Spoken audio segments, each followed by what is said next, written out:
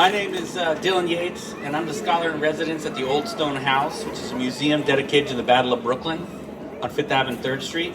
At Tracy's invitation, I just want to quickly remind us why this area is called Battle Hill and introduce you to some of the ghosts of this hallowed ground in the hopes that we can have their blessings today. As you probably know, this is one of the primary sites of the Battle of Brooklyn, the first and largest battle of the American Revolutionary War. The American performance at the battle was something of an embarrassment to many, but the Continental Army lived to fight another day, and they pushed the British out of here 6 years later. The occupying British forces insisted that American casualties be left where they fell to send a message, and their bodies were picked apart by birds. Sympathetic locals snuck out each night to try to secretly bury those that they could, and local lore has it that patriot Brooklynites buried the Pennsylvania riflemen who fell here in holes made by trees uprooted in the storm.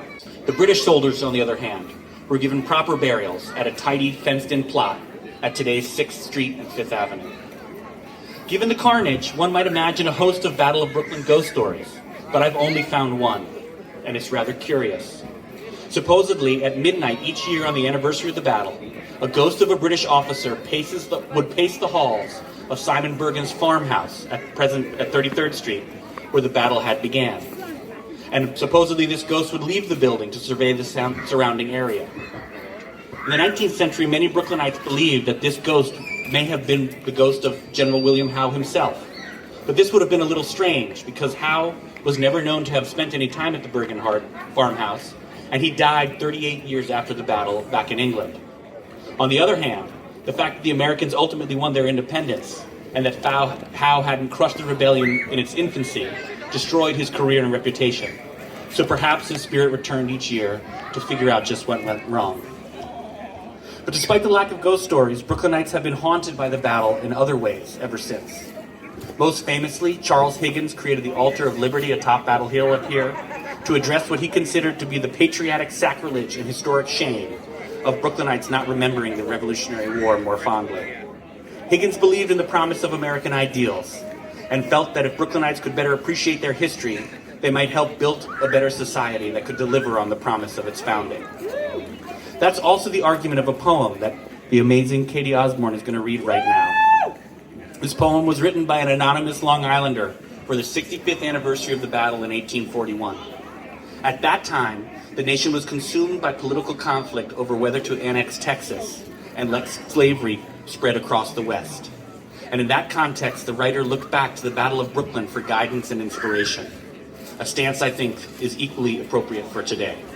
So without further ado, here's Katie to read The Battle of Brooklyn. Up from your sleep, you dead, who here so bravely fell, where sacred blood was shed till these old hills were red. If chronic saith well, up from your sleep and tell. Around this hoary height, your legions I evoke, shades of that bloody fight. Come in, your ancient might, in thunder, flash, and smoke, heroic hearts of oak. In midnight's deep repose, the watchers' startling call, to arms, uprose. The rushing columns close, one oath the pledge of all, we conquer or we fall. Beyond this redoubt, wealth's desecrating hand hath plowed your footsteps out, but I hear you shout, stand, comrades, firmly stand, death for our native land. There Sterling to the fray and Sullivan rush by, on to the charge, away. This is death's harvest day. The Briton passes nigh, on to the charge and die.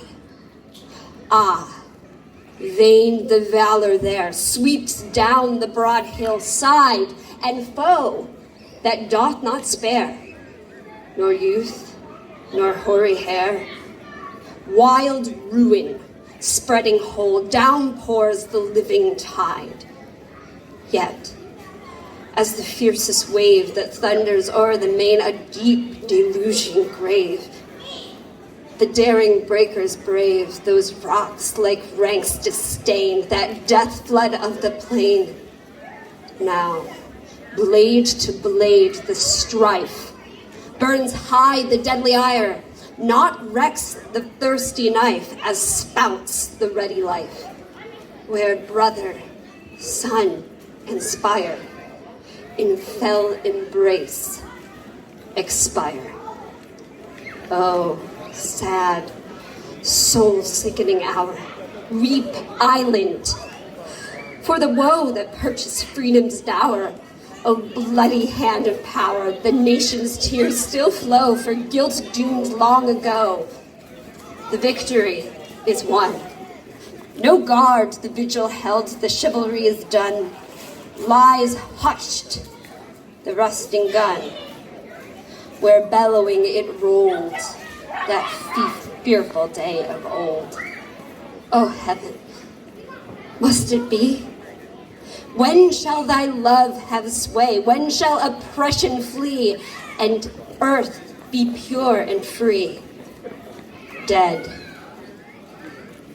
help the living pray to speed the peaceful day.